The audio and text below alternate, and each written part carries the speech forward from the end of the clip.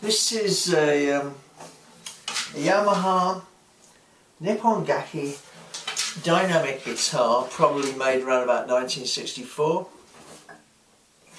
It was my first guitar. It arrived at my 12th Christmas in December of 1965, where I lived in Singapore, which was an army camp called Nee Soon Garrison. And my mum would have got it not by going shopping in downtown Singapore. She would have ordered it from a Chinese chap who drove a van around and would take orders for various things. It changed my life, basically. Well, I couldn't play it first. The first thing I ever played on this guitar was I put it down here like this, and I kind of went... I knew you had to press this down here. That was as close as you got. You had to press this string here, and you could go... And I did this.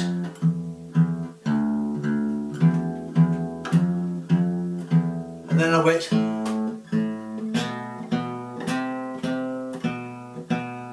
And I did stuff like that. Luckily, when I went, this thing was a magic. I slept near it. I looked at it. I couldn't leave it alone. And that was just the guitar.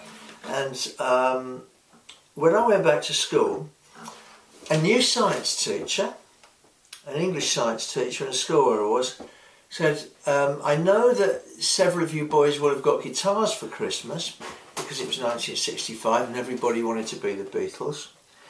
And I used to be in a folk club when I was in England. So if you want to know how to tune your guitar or the basics, it would be after school. This would mean staying, because we used to go 6 days a week on the bus and we'd be home by 1 o'clock. We'd be there by 8 o'clock, but we'd be there home by 1 o'clock. Because it was very hot and tropical and all the rest of it, which it is in Singapore. And so we'd have to stay late for about maybe... length of a lesson, about 45 minutes, and then there was a special bus that that we got, and one of the late buses would drop us off to wherever we lived on the island. Some of us were Navy kids, some of us were Army kids like me, there were Air Force kids. And I guess there were about half a dozen of us who went for this. And it was very well worth it, because the master taught us first of all how to tune a guitar from one note, but he advocated that we got pitch pipes. In those days you either got a tuning fork, a thing that he went bee, or you got pitch pipes, or a bit like a 6-note mouth organ. They look like little pan pipes, but they have the E-A-D-G. As it happens, this guitar is not tuned to E-A-D-G, it's tuned to, let me see, D-A-D, G-flat, A-E, which is basic blues tuning.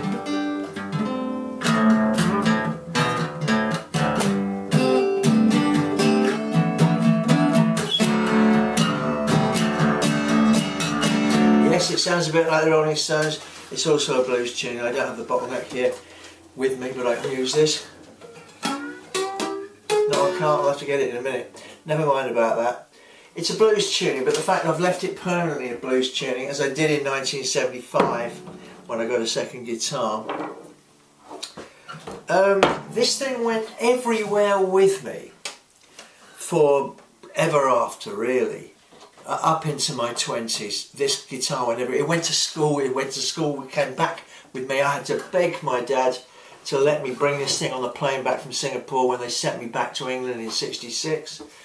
He had a posting up country in Malaya, and I came home aged just 13, a kid absolutely obsessed with pop, to an England that had gone from black and white basically into, not day glow, but into colour, into Eastman colour.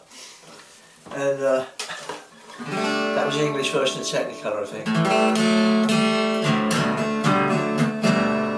And I just played this thing working out Beatles songs, which were a little bit difficult, but those 2 or 3 lessons that I did with that master taught me how to tune the guitar and how to play chords. I think we did Bobby Shafter. It wasn't what I had in mind. I just pictured myself playing Hard Day's Night or something, but we had to learn.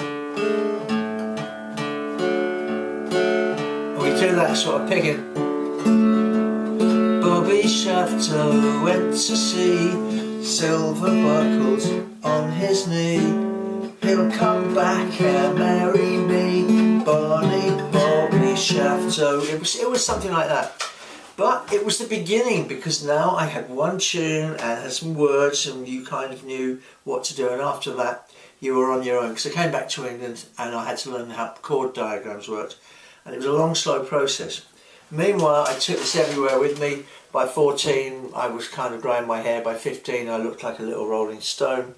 I learned a few chords, and the fact that I could play Itchy Coo Park, I'd tape the songs off the radio and learn the new hits, because the bullies left me alone. I know it's a cliche, but I'm in the school toilet, everyone's smoking cigarettes when the teachers didn't come in, and there would be me near one of the wash basins singing Fire Brigade by The Move to the best of my ability. This thing, by the way, has an action like a cheese grater. You probably noticed the painting on it. One day, I said to my girlfriend, a History of Art student, a graduate, 2-1 History of Art, clever girl. She said, you ought to paint that guitar, because it was getting really tatty by 1974, 75. I said, would you paint it? And she said, well, I could. What would you like? I just said to her blithely, oh, you know, do something like Gustav Klimt. This is what she did. And this crack is what she did when she got cross with me on another occasion, but that's a different story. But the main thing is that she was very clever, and she did this approximation of Gustav Klimt, which I think was brilliant. It's lost some of its colour, but it's still basically there. I carried it with me to London. If I was going to London to a club, for instance, I would put you, in those days, before people were bombing places, there were things called left luggage lockers, and you could pay something like 3p or 6p, old money, I think it was, and you got a locker, and you could put your locker you could put your guitar in a locker at the station, and there'd be a key, or you'd tell them what number it was, and they'd come and unlock it. So I could go off clubbing in London and then go up and pick up my guitar after a hard night's raving and staying up all night with pills and stuff. But you know, I always got the guitar back. It went everywhere with me through numerous scrapes and troubles and attempts at bands, and I learned to write songs on it, and I still occasionally use it. I used it on the Brotherhood of Lizards tour when we went on bikes, because it's a tough old thing, it's been everywhere with me. And I used it, I wrote Drowning Butterflies on it, probably in this tuning.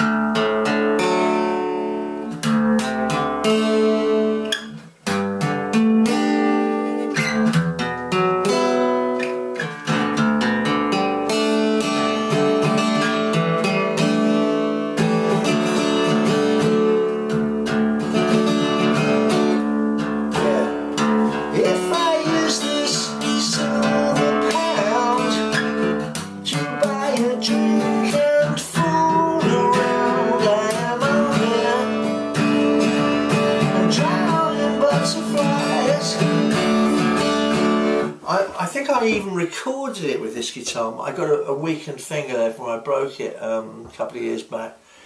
But this guitar has been more than a friend to me. It was a life-changing thing.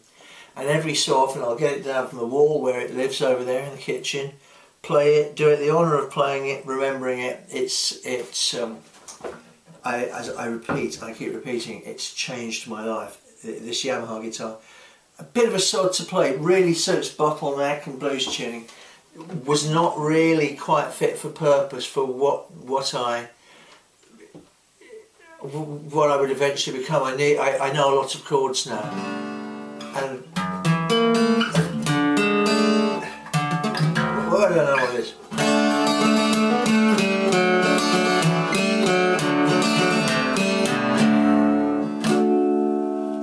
This might be worth 2 episodes, the story of this guitar, but there's another guitar that's just as interesting somewhere upstairs.